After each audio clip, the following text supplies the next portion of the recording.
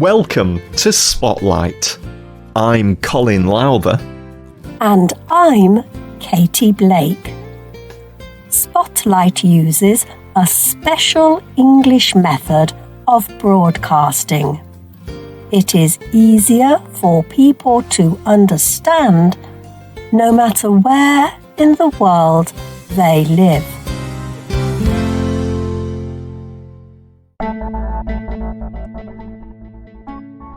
Imagine a painting of an old man. The man is crouching on the edge of the sun. All around him there is only darkness. There is nothing but this man and an empty world. In his hand, the man holds a tool called a compass. This is a tool people use to create perfect circles on paper. Builders use them to design buildings. Usually, compasses are made of steel, but this compass is made of gold. And the man is not using it on paper. He draws with the compass on the emptiness around him. His long white hair blows in the wind. This is a painting called Ancient of Days. It is by the English poet and painter William Blake. Blake painted it in 1794. The painting shows Blake's version of the creation of the universe. Here, a being like the Christian God designs the world from nothing. Like many people of his time, Blake was a Christian. But Blake was also very different than the people around him. He believed he could see angels. He said that the dead spoke to him. These beliefs made him difficult to work with. People did not value his poetry and art during his life. But his beliefs also made his work some of the most beautiful and interesting of that time. Today's spotlight is on William Blake.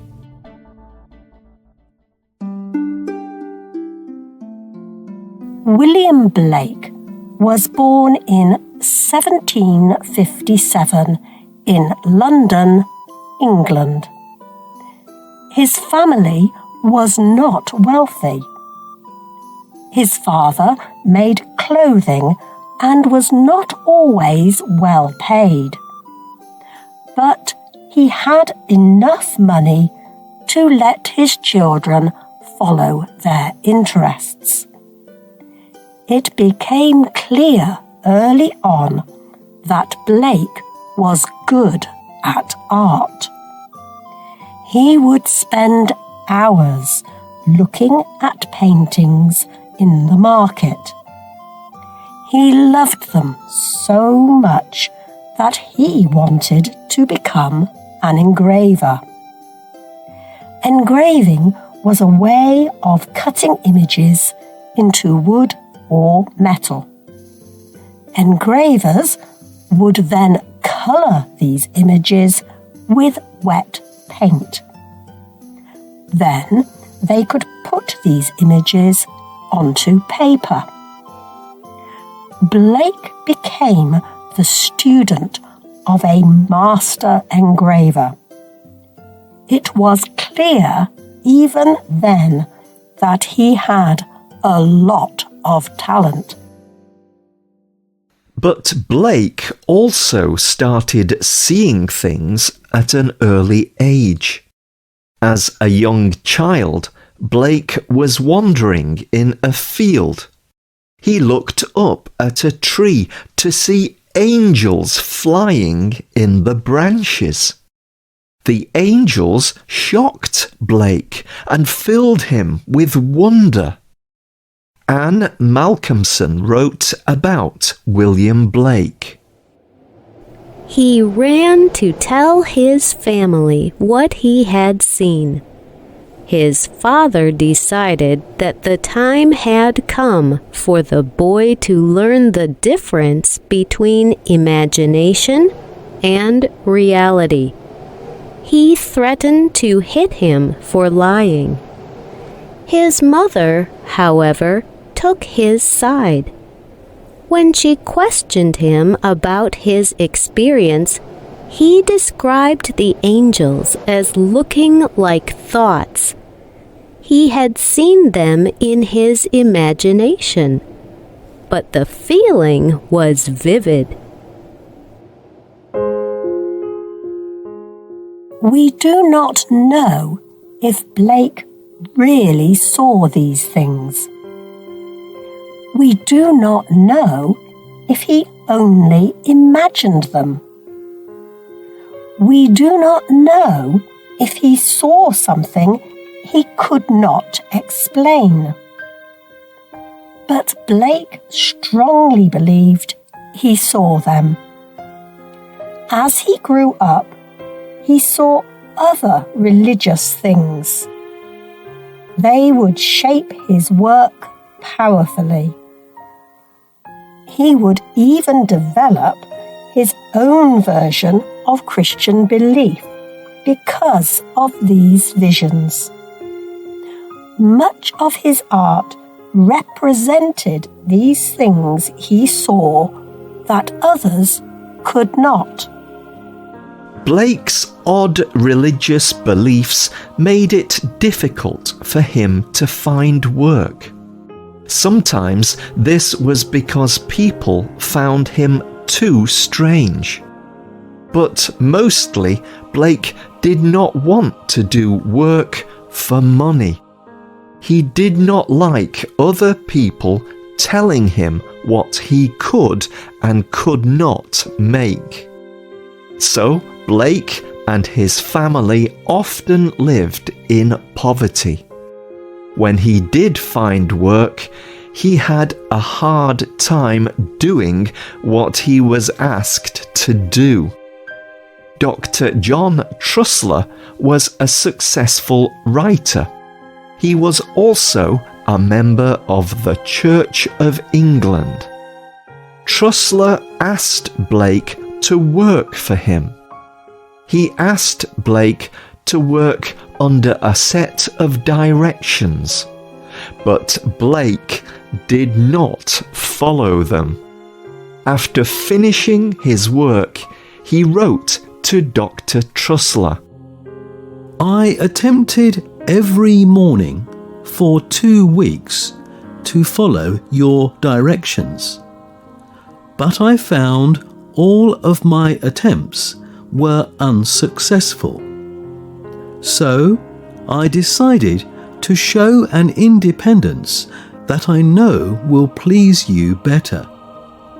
I will not follow the path of another, however wonderful that path may be. At any rate, my excuse must be, I could not do anything else. It was out of my power. Dr. Trussler was not happy with Blake's new direction. He told Blake the images were not realistic. Trussler refused to have Blake work for him again. But though Blake was not wealthy, he continued to make his own art. He created his own way of engraving on copper, and he began writing poetry.